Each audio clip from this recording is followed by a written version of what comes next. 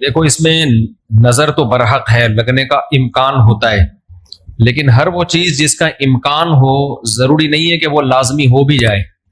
امکانات کی دنیا تو بہت بڑی ہے نا، اس میں افراط اور تفریط ہے۔ کچھ لوگ تو ایسے ہیں جو نظر کے وجود ہی کو نہیں مانتے، وہ کہتے ہیں نظر سرے سے لگتی ہی نہیں ہے، اور کچھ لوگ کہتے ہیں ایسے ہیں کہ اس میں بہت مبالغہ کرتے ہیں، ان کو ہر وقت لگ رہی ہوتی ہے ان کے رائے کے مطابق کہ اس کو لگ گئی، اس کو لگ گئی، اس کو لگ گئی، یہی چلتا رہتا ہے پروگرام۔ تو نہ اس میں وہمی بننے کی ضرورت ہے اور نہ نظر کا انکار کرنا جائز ہے ہمارے لیے۔ جو لوگ نظر کا انکار کرتے ہیں نا، وہ ہیں سیکولر لوگ، لبرل لوگ جو شریعت کو نہیں مانتے۔ وہ کہتے ہیں اس کی کیا دلیل ہے؟ بھائی ہمارے پاس دلائل، مشاہدہ بھی دلیل ہوتی ہے، لیکن وحی خود دلیل ہے ہماری نظر میں۔ وحی جب نبی صلی اللہ علیہ وسلم نے بتا دیا کہ العین حق، نظر برحق ہے، تو ہمارے لیے یہ بھی ایک دلیل ہے۔ اب کوئی رسول کو مانتا ہی نہ ہو، اللہ کو مانتا ہی نہ ہو، تو وہ نہ مانے، وہ اس کا ہیڈیک ہے۔ ہم کوئی سائنسدانوں کو مجبور تھوڑی کر رہے ہیں کہ آپ نظر کو مانو۔ سائنسدان جنت مانتے ہیں کہ جنت ہے؟ جواب دینا۔ سائنسدان مانتے ہیں موت کے بعد دوبارہ زندگی ہے؟ یہ سائنس کا ٹاپک ہی نہیں ہے بھائی، سائنس یہاں تک پہنچی نہیں ہے۔ تو نظر تو برحق ہے، کوئی بھی اچھی چیز ہو، کوئی بھی بہت ہو، تو اس میں چانس ہوتا ہے کہ نظر لگ جائے۔ نبی صلی اللہ علیہ وسلم نے فرمایا اگر کوئی چیز تقدیر پر غالب آ سکتی تو وہ نظر ہوتی، اور نظر اونٹ کو ہانڈی تک پہنچا دیتی ہے۔ اچھا والا اونٹ ہوتا ہے، نظر لگی گیا۔ آپ نے دیکھا ہوگا بڑے بڑے اونچے کٹے بیل لوگ لے کر آتے ہیں بقرعید کے دنوں میں، بعض دفعہ نظر لگتی ہے دھڑام سے گر جاتے ہیں، بعض دفعہ ویسے ہی گر جاتے ہیں غربت مہنگائی سے متاثر ہو کے، لیکن بعض دفعہ نظر بھی لگتی ہے۔ تو ہمارے پاس جو نظر کے برحق ہونے کی دلیل ہے وہ رسول اللہ صلی اللہ علیہ وسلم کا قول۔ اسی وجہ سے یعقوب علیہ السلام نے جب اپنے بیٹوں کو مصر بھیجا تو خوب لمبے خوبصورت بیٹے تھے، تعداد میں بھی زیادہ تھے، تو ان سے کیا فرمایا؟ لا تدخلوا من باب واحد وادخلوا من ابواب متفرقہ۔ اے میرے بیٹو، ایک دروازے سے داخل نہ ہونا، متفرق دروازوں سے داخل ہونا، کیونکہ ایک ہی گیٹ سے جب جائیں گے نا، ایک باپ کے 11 بیٹے اتنے خوبصورت اور لمبے لمبے اور خوبصورت جوان، تو لوگ بولیں گے یار کیسا خوش قسمت باپ ہے جس کے 11 بیٹے ہیں۔ سمجھتے ہو کہ نہیں سمجھتے؟ آج کل تو فیملی پلاننگ نے نظر کا چانس ہی ختم کر دیا، 2 بچے ہوتے ہیں وہ بھی اچھے نہیں ہوتے۔ تو یہاں قرآن سے بھی ہمیں، حدیثوں سے بھی پتہ چلتا ہے کہ امکان ہے، لیکن ایک بات یاد رکھو، دنیا میں یہ بہت امپورٹنٹ بات ہے، کاش اس کو سمجھ جاؤ، یہ تجربوں کا نچوڑ ہے جو میں آپ کے سامنے پیش کر رہا ہوں۔ امکانات کی بیس پہ یقینی دعوے کرنا یہ تمام گمراہیوں کی بنیاد ہے۔ جادو کا بھی امکان ہوتا ہے، کسی پہ جادو ہو جائے، ہزاروں میں کسی ایک پہ، لیکن روحانی عامل کے پاس جب آپ جاؤ گے کہے گا آپ پہ بھی جادو، آپ پہ بھی جادو، آپ پہ بھی جادو، آپ پہ بھی جادو۔ جب آپ کرو گے نا کہ بھائی مجھ پہ جادو کیسے ہے، تو کہے گا کیا جادو برحق نہیں ہے؟ سمجھ میں آ رہی ہے بات؟ ڈاکٹر یہ بدماشی کبھی نہیں کرتا۔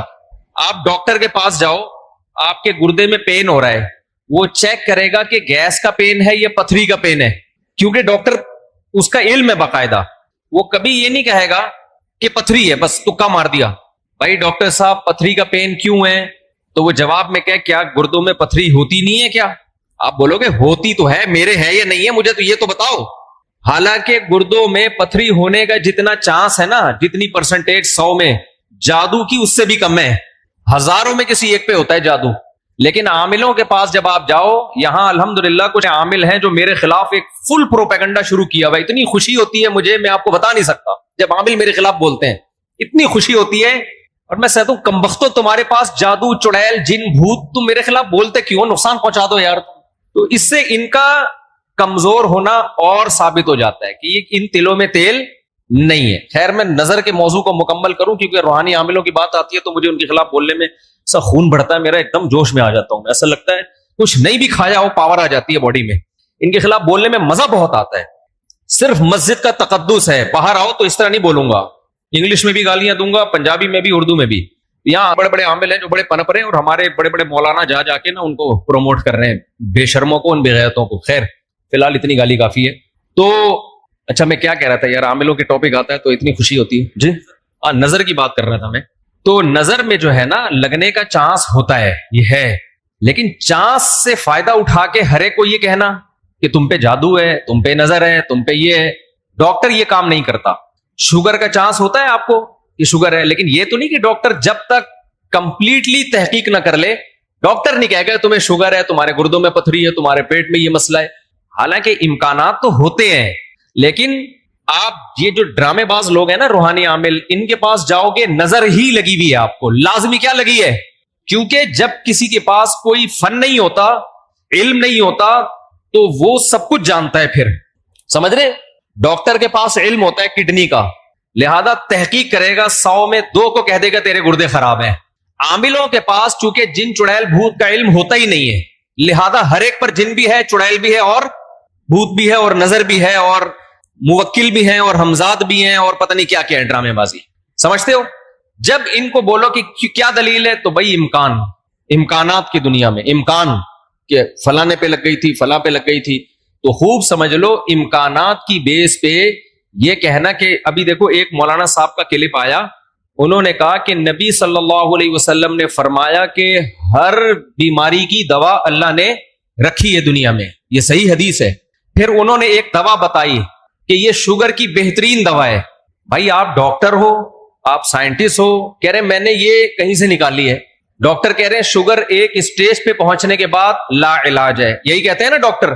بھائی شوگر ایک اسٹیج پہ پہنچ جائے تو وہ کیا ہو جاتی ہے، اب ٹھیک نہیں ہو سکتی، کنٹرول کرنی پڑے گی، لبلبا ٹھیک نہیں ہوگا آپ کا.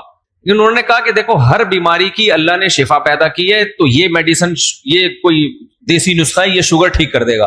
اب دلیل کیا دے رہے ہیں؟ ہر بیماری کی اللہ نے دوا پیدا کی، یقیناً کی ہے، لیکن کیا وہ آپ کو معلوم ہے؟ کیا وہ دوا یہ ہے جو آپ پیش کر رہے ہیں؟ اس کی کیا دلیل ہے؟ بھائی بہت ساری دوائیں لوگوں کو معلوم نہیں ہے. تو اب یہ سمجھیں کہ 2 انتہائی میں جلدی سے کمپلیٹ کروں اس موضوع کو، کہ نظر لگنے کا چانس ہوتا ہے، لیکن یہ نہیں ہے کہ جو بھی کوئی اچھی چیز ہوگی، کچھ بھی ہو جائے اس کو نظر ہی لگی ہے. تو یہ وہم کی دنیا سے باہر نکلنا چاہیے. جو سیکولر لبرل لوگ ہیں جو نظر کا بالکل انکار کرتے ہیں، وہ کہتے ہیں فلاں فلاں پہ کیوں نظر نہیں لگی، وہ اتنے ہینڈسم، اتنے خوبصورت لوگ ہیں، فلاں کی آواز اتنی اچھی، ان پہ نظر کیوں نہیں لگی. تو اب اصول سمجھیں، نظر لگنے کے لیے علماء نے قاعدہ ضابطہ بیان کیا ہے، جو چیزیں مشہور ہوتی ہیں نا ان کو اکثر نظر نہیں لگتی. نظر ہمیشہ اچھمبے کی چیز کو، اچانک، جیسے میں لوگوں سے کہتا ہوں بھائی آپ انتہائی غریب تھے، سائیکل بھی نہیں تھی آپ کے پاس، اچانک آپ کے پاس بہت زیادہ پیسہ آ گیا، اور علاقہ بھی وہی ہے، رہتے اسی غریبوں کے محلے میں ہو، گندے نالے پہ رہتے ہو، سائیکل پہ تھے، اچانک لینڈ کروزر آ گئی آپ کے پاس. یہ جو اچانک والا کام ہوا ہے نا، اس میں نظر لگنے کا چانس ہوتا ہے. سمجھ میں آ رہی ہے بات؟ اب دیکھو یعقوب علیہ السلام کے بیٹے مصر میں ان کے ساتھ ہی رہتے تھے، سوری مصر میں نہیں، شام میں ساتھ رہتے تھے. وہاں یعقوب علیہ السلام نے نظر سے بچنے کا یہ والا اہتمام ہمارے علم میں نہیں ہے کہ بچوں کو کہو دروازے سے الگ الگ جایا کرو، ایک ہی دروازے. لیکن جب مصر جا رہے ہیں نا، اجنبی جگہ ہے، وہ لوگ یعقوب علیہ السلام کے بیٹوں سے مانوس نہیں ہیں. وہاں یعقوب علیہ السلام نے کہا ایک نئی جگہ پہ جا رہے ہو، اچانک اتنے بیٹے جب لوگ دیکھیں گے نا خوبصورت، وہاں چانس ہے. تو اس سے پتہ چلتا ہے کہ اپنی نعمت کو آہستہ آہستہ ایکسپوز کرنا چاہیے. سمجھتے ہو کہ نہیں سمجھتے؟ آہستہ آہستہ کیا کرنا چاہیے؟ پہلے پہلی ہو، پھر دوسری، استغفر اللہ، یعنی آہستہ آہستہ. ایک کمارا آدمی جس کو کوئی رشتہ نہیں دے رہا، اچانک 4 بیویاں لے کے گھوم رہا ہے، تو چانس ہوتا ہے اس کے نظر لگنے کا. اس لیے ایک دم سے نہیں، تھوڑا تھوڑا آہستہ آہستہ. پہلے ایک پہلی ہوگی، دوسری میں کچھ پٹو گے، تھوڑی بےزتی ہوگی، تھوڑی عزت ہوگی، کچھ لڈو، کچھ گالیاں مل جل کے، پھر تیسری. تو اس طرح کر کے چلانا، ٹھیک ہے؟ تو اچانک کوئی نعمت آتی ہے تو اس پہ نظر لگنے کا چانس ہوتا ہے. دوسری بات یہ ہے کہ نظر سے بچنے کے لیے جو نبی صلی اللہ علیہ وسلم نے دعائیں بتائی ہیں، ان دعاؤں کا اہتمام کرنا چاہیے. اعوذ بکلمات اللہ التامہ من کل شیطان وہامہ ومن کل عین لامہ، یہ دعا پڑھنی چاہیے.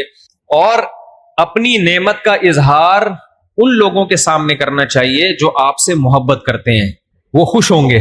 بعض دفعہ انسان دوسرے سے محبت کے دعوے کرتا ہے لیکن جیلس ہو جاتا ہے. وہ جب آپ اس کو بتاتے ہیں نا میرے پاس اتنا پیسہ، میری ارننگ اتنی ہو گئی، تو وہ اندر اندر سے جل رہا ہوتا ہے. تو حاسد کی نظر لگنے کا چانس زیادہ ہوتا ہے. سمجھتے ہو؟